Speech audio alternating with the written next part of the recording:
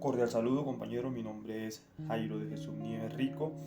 Vamos a hablar un poco de la economía de Adam Smith, cómo fue y cómo ha trascendido ahora en la actualidad. Bueno, sin más preámbulo, comenzamos nuestra exposición.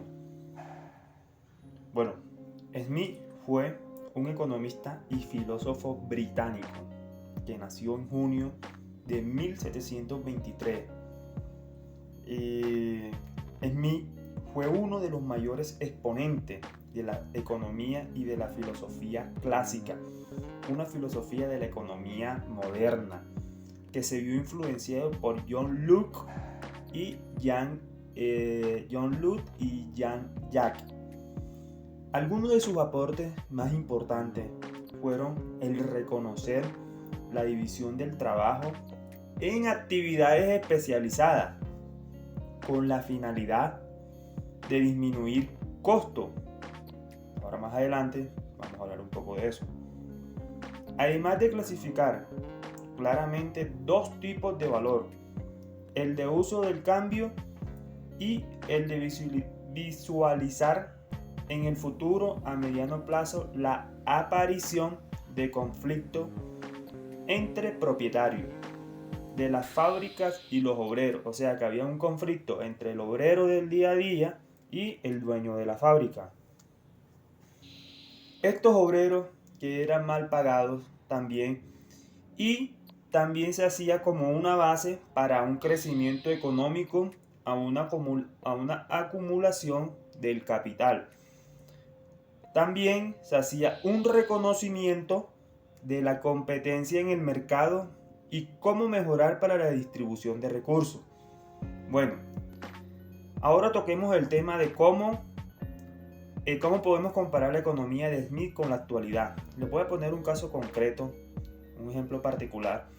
Una empresa que no es de aquí de Colombia, pero tiene su centro de producción en Barranquilla, llamada el Grupo Bimbo. Esta empresa, 10 años atrás, tenía un equipo bastante grande, que eran los encargados de producir pan, de producir galletas, de producir chocolate. Ahora, en pleno siglo XXI, en la actualidad, estos obreros se han ido reduciendo. ¿Por qué? Porque ha llegado la tecnología, ha llegado la máquina, ha llegado estas máquinas que suplen los trabajos de hoy en día de los obreros. Y vemos cómo estas máquinas se han apoderado no solamente de esta empresa, sino de muchas empresas en Colombia. Y a raíz de esto se ha visto afectado la mano obrera, ya que estas máquinas cumplen la función que cumple un obrero y le sale mucho más económico al empresario adquirir una máquina de un determinado valor que le va a durar para toda la vida y que ya sabe que esta máquina le va a llegar a empacar el producto o a hacer determinado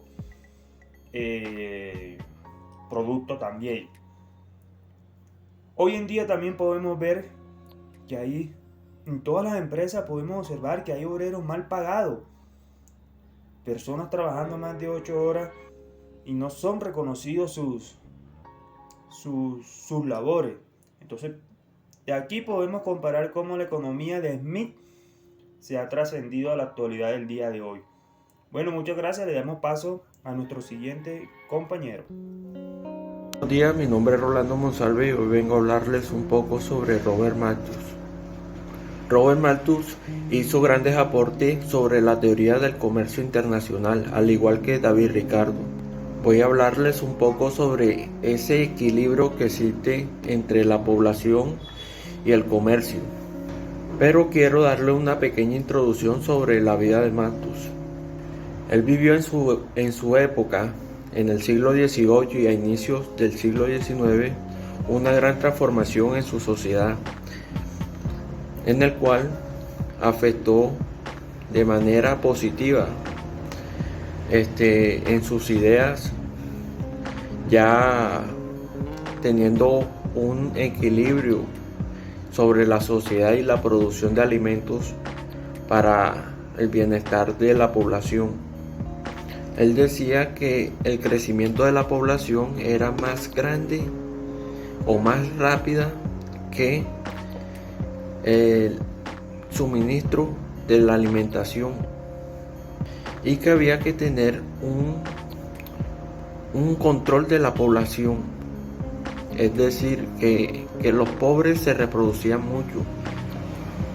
Una de las propuestas que también implantó él es bajar la tasa de natalidad y aumentar la tasa de mortalidad, ya que los subsidios que le daban a los pobres para él significaba muchas pérdidas para la clase dominante.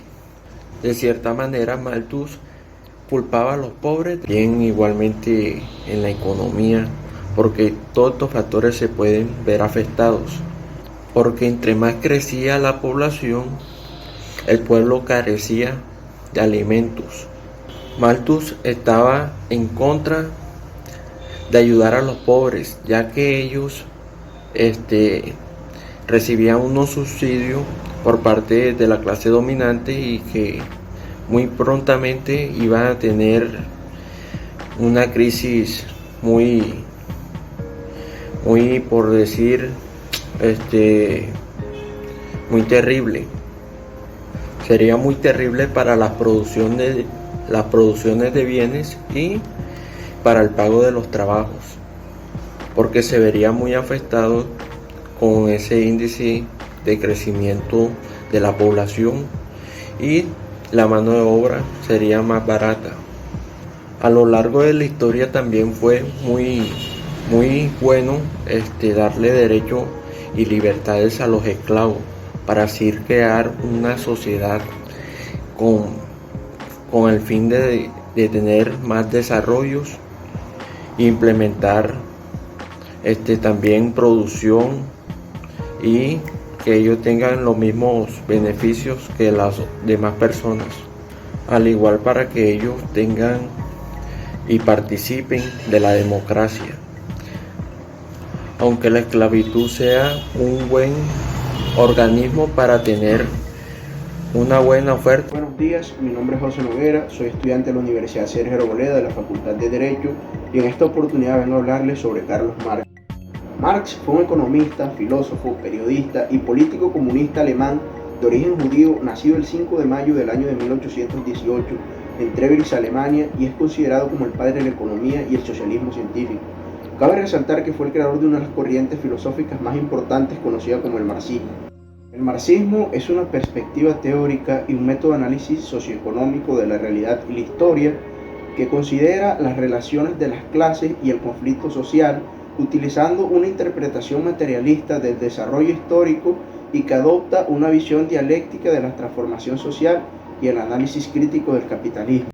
Es correcto hablar del marxismo como una corriente del pensamiento humano que se asocia principalmente al conjunto de movimientos políticos y sociales que surgieron durante el siglo XX, entre los que se destacaron la Revolución Rusa, la Revolución China y la Revolución Cubana. El marxismo ha pretendido desarrollar una ciencia social unificada junto con la historia, la teoría sociológica, la teoría económica y la ciencia política para la comprensión de las sociedades divididas en las clases y la fundamentación de una visión revolucionaria del cambio social, que ha inspirado innumerables movimientos sociales y políticos en el mundo a través de la historia moderna. Ahora los dejo con mi compañera Sheila, quienes hablará sobre los aportes de Marx. Mi nombre es Sheila Medero y hoy les estaré hablando acerca de los aportes que hizo Marx a lo largo de su historia.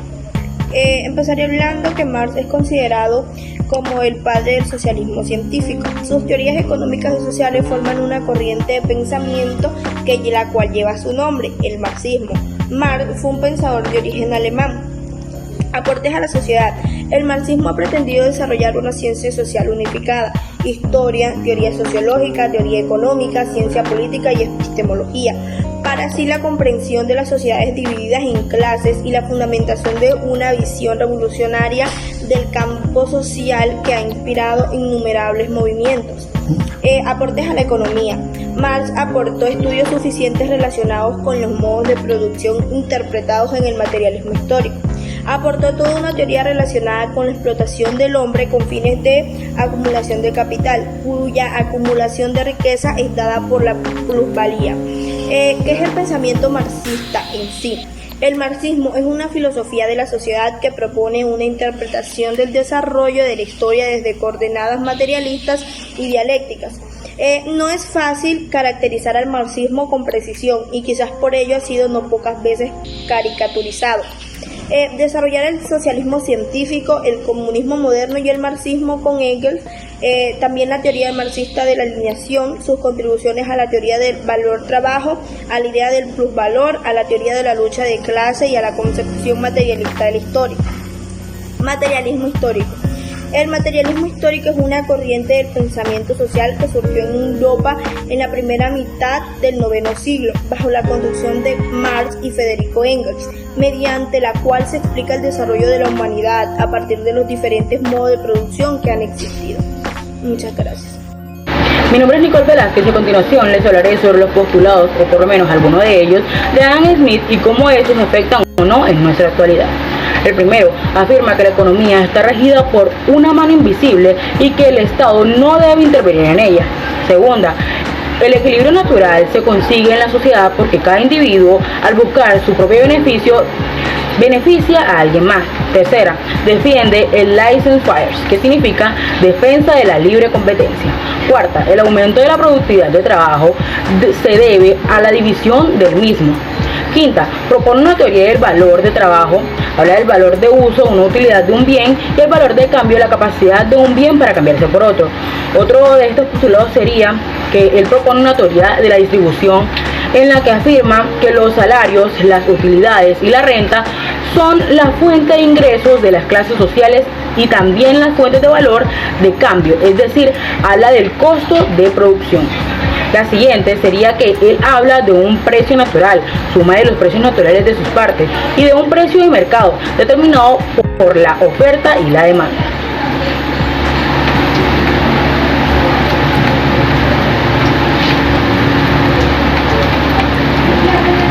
A continuación les hablaré un poquito sobre su obra en nuestra actualidad. Hay innumerables aspectos en la obra de Adam Smith que pueden ser utilizados críticamente y que construyen un campo fértil de investigación aún en nuestros días. La mayoría de ellos ha llamado la atención de historiadores del pensamiento y economistas durante los últimos siglos. En este se intentan analizar dos aspectos de la contribución económica de Adam Smith que están interrelacionados entre sí. El principio de la división del trabajo y algunas características de su teoría, el comercio internacional. El tema es relevante desde el punto de vista histórico. Avanza la comprensión de un cuerpo de principios que fue fundamental en el origen de la ciencia económica. La obra de Smith presenta una gran actualidad, pues las políticas instrumentadas por gobiernos de las últimas décadas mantienen un notorio parentesco con aquellas del mundo mercantilista que criticaba Adam Smith. Los dejo con mis compañeros. Bueno, mi nombre es Liam Pulgar y el día de hoy les vengo a hablar de John Maynard Keynes y más que todo profundizando lo que es su biografía. John Maynard Keynes nació el 5 de junio de 1883 en Cambridge, Reino Unido, y muere el 21 de abril de 1946 en Sussex, Reino Unido. Él fue un economista británico del siglo XX y uno de los más importantes en este mismo siglo. Se destacó y a su vez creó gran influencia después del crack del 29. Sus teorías económicas han formado una escuela, pues precisamente en el pensamiento, dentro del pensamiento económico, llamada keynesianismo en su honor. John Maynard Keynes desde joven recibe una minuciosa educación y se centra o profundiza más dentro del ámbito de lo económico gracias a un consejo que le da su tutor Alfred Marshall. Más tarde, después de un breve periodo trabajando para la administración británica en la India en 1909, entra a ser tutor o docente en el King College de Cambridge, donde él enseñaría pues economía hasta el día de su muerte. Retomando los planteamientos económicos de Malthus, Keynes indicó que la causa de la crisis del 29 era la insuficiencia de demanda, que a su vez era provocada por la creciente propensión del ahorro de las sociedades desarrolladas. En su opinión, la debilidad del consumo privado y el desempleo, solo podían solucionarse, por decirlo de alguna manera, incrementando el gasto público en periodos de recesión, haciendo que el Estado incurriera en déficit para crear precisamente esa demanda adicional que se necesitaba. Estos argumentos fueron en verdad muy relevantes. Llegaron a construir la base de la macroeconomía, que a día de hoy, en nuestra macroeconomía contemporánea, se trata de explotar las relaciones entre los agregados de la renta nacional. Sus ideas son ahora un campo de la macroeconomía, que es hoy en día conocido como la economía keynesiana.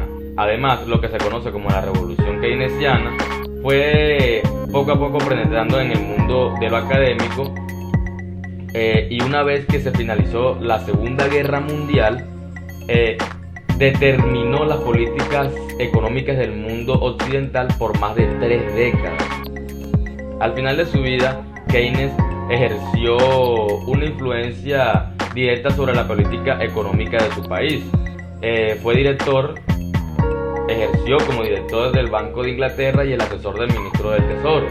Es más, en 1944 presidió la delegación británica en la conferencia de Bretton Woods, donde contribuyó a dar forma al Fondo Monetario Internacional, o por sus siglas FMI, y también al Banco Mundial con sus siglas BM, para presentar entonces los fundamentos del sistema económico global. Un saludo a todos los presentes. Mi nombre es Loraine Payares y a continuación yo les hablaré acerca de los aportes realizados por John Maynard Keynes. Se encuentra pues siendo uno de los economistas más notables, considerado uno de los más importantes en la economía, ya que desarrolló también su propio paradigma económico, el modelo keynesiano, que sin lugar a duda pues hizo perdurar su nombre con el tiempo. John Maynard Keynes también se considera el padre de la macroeconomía moderna, siendo un firme defensor del orden internacional de Bretton Woods y de una política internacional de clearing.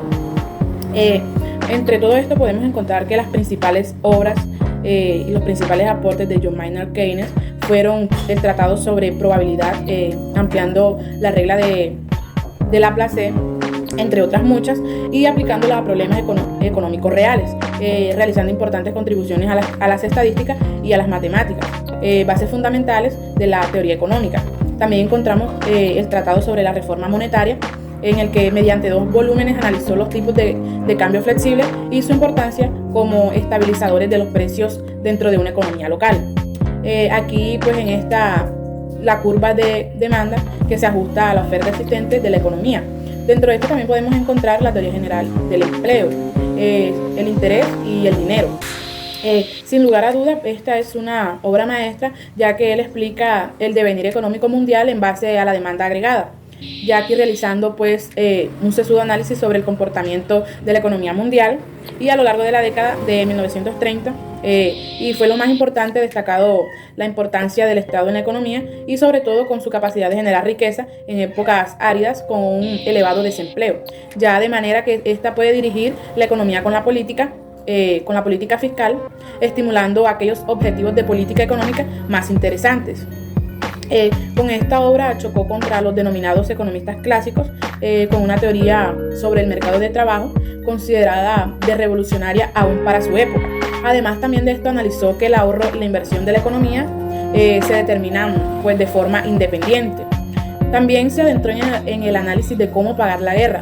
En esta, Keynes defendía que para salir del agujero financiero en el que se encontraba sumido el Reino Unido, dada la Segunda Guerra Mundial, había que aumentar los impuestos y aumentar su hegemonía en las colonias africanas, en lugar del recurso el endeudamiento, que generaría más inflación.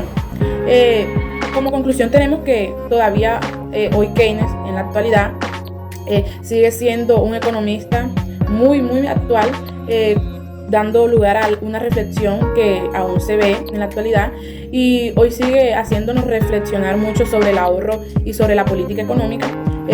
Una de sus afirmaciones más conocidas, donde expresa que invertir es intolerablemente aburrido y sobreexigente para cualquiera que esté exento del instinto apostador, mientras que quien los tiene debe pagar a esta propensión el precio adecuado. Muchas gracias.